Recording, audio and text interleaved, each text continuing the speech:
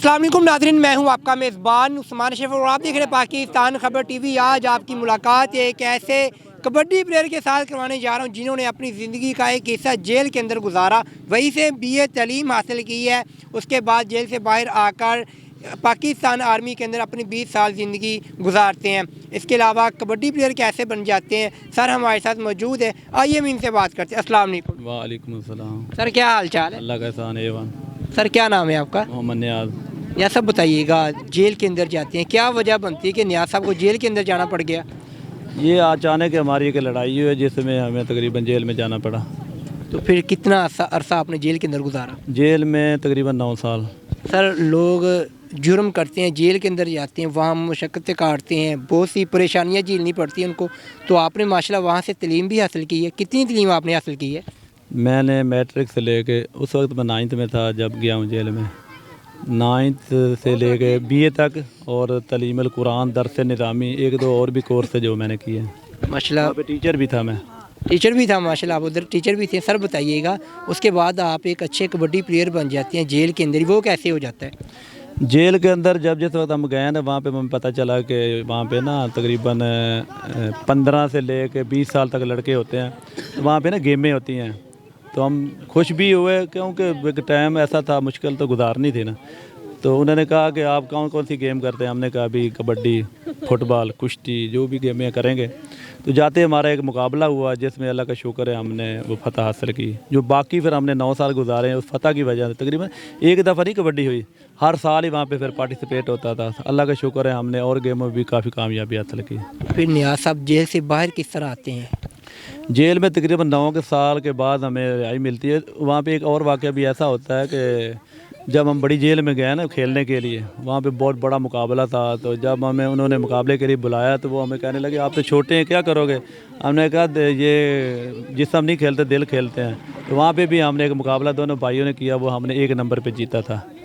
Centre jail जो है बावलपुर, वहाँ पे। सर आप जेल से बाहर आ जाते हैं, तो उसके बाद आकर आप क्या करते हैं? जेल से जब वापस तकरीबन हम वापस आते हैं ना, तो एक वाक़या ऐसा भी होता है कि जब वहाँ से निकल के आते हैं ना, तो घर में आते हैं ना, तो मेरा भाई कहता है यार ये मकान छोटे नहीं हो गए? मैं कैसे? कहते छोटे छोटे लगते हैं। मैं कहा ये छोटे नहीं, हम बड़े हो गए। तो सर आप आर्मी के अंदर भी जाते हैं, तो फिर जेल से कैदी बाहर आता है, तो आर्मी तक का सफ़र कैसे होता है आपका? कानून तो ये है कि जिसके ऊपर केस हो जाता है ना 302 या कोई भी जुर्म साबित हो जाता है वो नौकरी नहीं कर सकता। लेकिन हमने तालीम उस स्कूल में हासिल की जहाँ पे एक रूल था, एक वो मतलब कि नोटिफिकेशन जारी करते थे कि जब वो कहीं पे भर्ती होगा तो ये साथ लगा के भर्ती हो सकता है, इसलिए हमें वो नौकरी मिली। फिर आपने कितनी देर पाकिस्तान आर्मी में अपनी खिदमत सर अंजाम दी? आर्मी में मैं तकरीबन 20 साल कबड्डी खेली उधर? कबड्डी, कुश्ती, एशिया स्टाइल, उसमें कोई और गेम में भी एथलेटिक वगैरह भी की है हमने। सर इस वक्त आपके जो तैयार किए जाने वाले खिलाड़ी हैं किन किन अदारों में खेल रहे हैं? रेलवे और आर्मी, इस वक्त 2-3 लड़के ऐसे भी हैं जो बाहर भी हैं। कितने लड़के हैं जो इस वक्त अपनी खदमात सर अंजाम दे रहे हैं मुख्तलिफ अदारों में?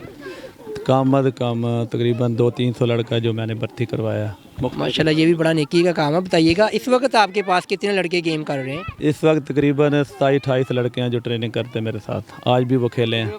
अच्छा सर बताइएगा, घर के अंदर आप इस वक्त अकेली कबड्डी का शौक़ रखते हैं या कोई और भी है?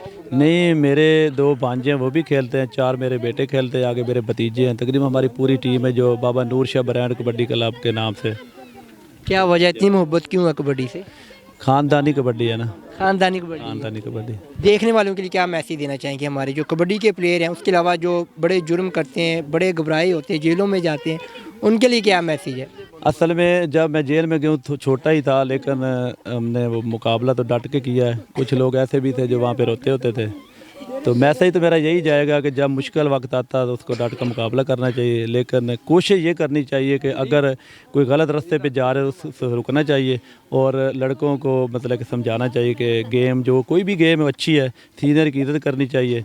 जब बंदा अगर वो सप्पों वाला अगर एक बांदरी नचा के मतलब जो भी है करके इतनी दूर तक जा सकता है वर्ल्ड लेवल पे, तो हम दूसरे क्यों नहीं जा सकते? बहुत शुक्रिया। तो नाज़रीन नियाज साहब हमारे साथ मौजूद हैं जो कि ज़िंदगी का एक हिस्सा जेल के अंदर गुजारते हैं, वहीं से अपनी तालीम हासिल करते हैं, वहीं से एक अच्छे प्लेयर निकल कर बाहर आते हैं।